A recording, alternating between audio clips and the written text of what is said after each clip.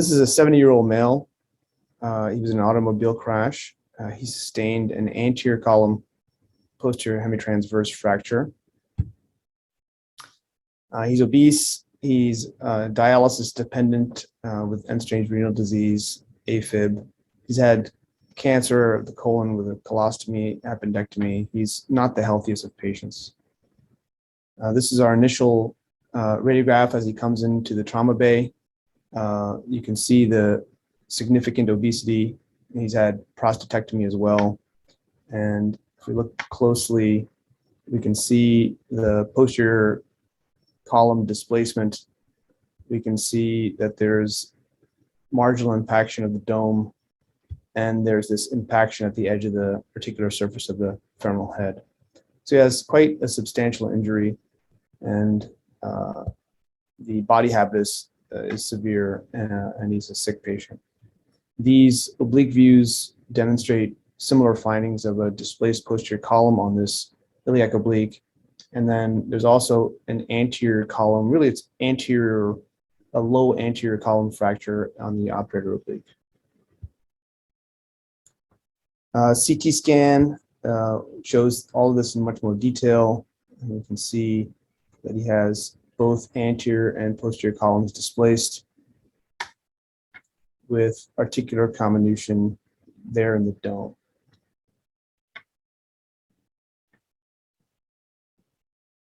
You can see that the low anterior column fracture exits really quite low. There's anterior wall comminution as well. Here's our marginal impaction that we did see on those radiographs. And there's some small impaction of the head and neck.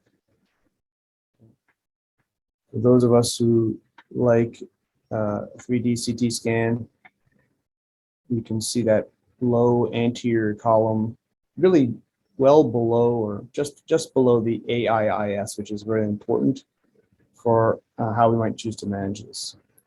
Posterior column is where the greatest displacement exists, and there's also a posterior wall fragment.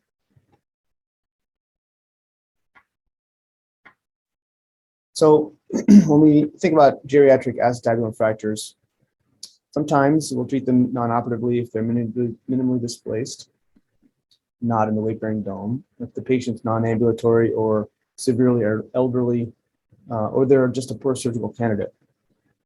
Open reduction and internal fixation for the traumatologist is really our mainstay, and this is reserved for most acetabular fractures that are displaced in young, healthy patients or the active elderly who, are physiologically a lot younger. But for those, really geriatric patients who have these qualities, marginal dome impaction, head impaction, wall components, poor bone quality, then arthroplasty really has emerged as the treatment of choice. And it's not a simple arthroplasty. Our patient has all of these findings.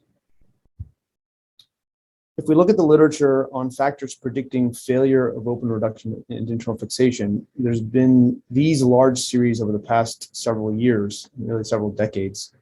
And many factors contribute to failure. So we really have to be, can't take everybody to the OR to try to fix it. We have to scrutinize and choose carefully.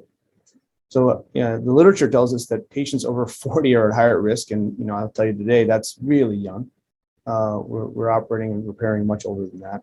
But malreduction seems to be the most significant factor. And when you have poor bone quality and marginal impaction, it's really difficult to get to this less than 3 millimeters of malreduction at surgery.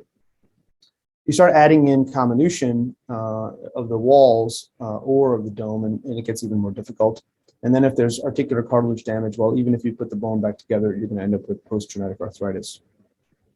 One interesting thing to also consider is delay to surgery. So patients who have simple elementary patterns, if they're delayed 5 days or more, they have a higher failure rate. And for patients with complex patterns, if they're delayed more than 15 days, they have a higher complication rate and failure of ORIF. So considering all of these things, we really want to utilize open reduction and internal fixation with a primary total hip arthroplasty. And this was first described as the combined hip procedure by Mears in '98. So the procedure has been around for a long time. In that paper, they actually cabled the columns and didn't plate them. But now, as we move along, there have not been many descriptions on how to do this well. I'd say probably the best surgical technique at this point, or surgical technique description, comes from the largest series here out of Baltimore, across town in shock trauma, by Ted Manson, who was formerly here at Hopkins in his training. And this is the technique that really kind of helps guide what we should be doing in these fractures. So in Manson's paper, what you'll find is that keys to success are to find where the greatest displacement is, much like we might do in a ORIF of an acetabular fracture, and then choose your surgical approach based upon it. Workhorse being a supine anterior approach or a lateral posterior approach. And then the keys in restoration of the columns is to restore stability of the subchondral bone at the AIIS, that's that red arrow on the top of the screen, and the ischium. And if you can get those stable, well, you might be able to wedge a cup in, and certainly you using your multi-hole cup, you can get stability above and below. So that's what we chose for our patient. He has an anterior column posterior hemitransverse fracture by definition, but really it's behaving more like a both column acetabulum fracture. It does have both columns involved, but the posterior column was far more displaced than the anterior column. And so we chose the Coker-Langenbeck approach to fix this. And our surgical tactic was to open, reduce, and fix the posterior wall. And from a posterior approach, our access to the anterior column is quite limited. And so cannulated screw fixation, you can think of it as percutaneous. Really, it was through muscle to stabilize that anterior column. And in this patient, because the AIIS was not fractured, we really had that anterior bone for wedging in our acetabular cup. So fluoroscopically, this patient is in a lateral position. So this is an AP fluoroscopic image in the lateral position. We've seen that we've already reduced the posterior column and the posterior wall. You can see that that posterior column is now restored. We're beginning to get an acetabulum together. In our anterior column, we're back in this AP position, and we're now starting to find where we can place our screw. And so this is probably the biggest challenge in this case, was that we still have this displaced anterior column fracture that I can't reduce through this approach, given where it is. It's more of a wall fracture, a low anterior column.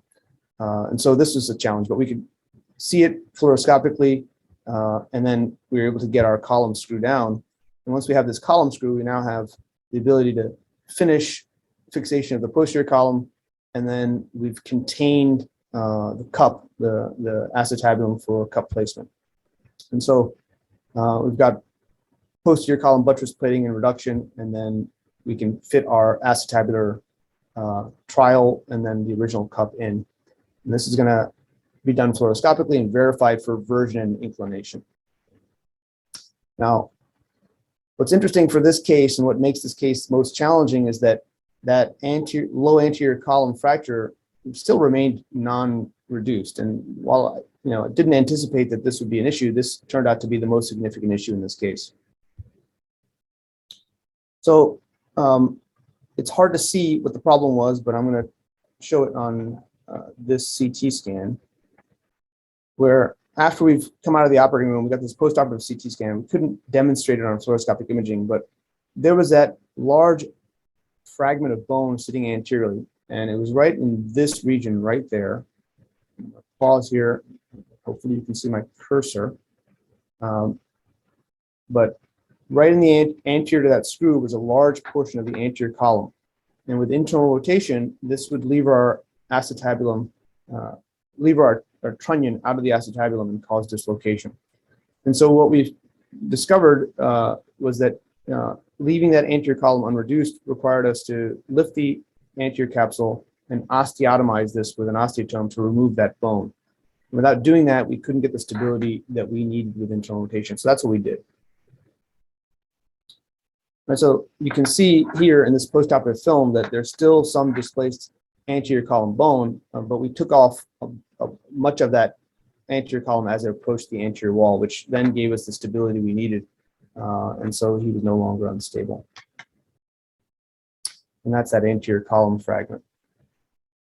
All right, so at 6 months, we've had some subsidence of the posterior column, but he's ambulatory. He's back to nearly his baseline. He's not quite at his baseline, which was quite limited to begin with.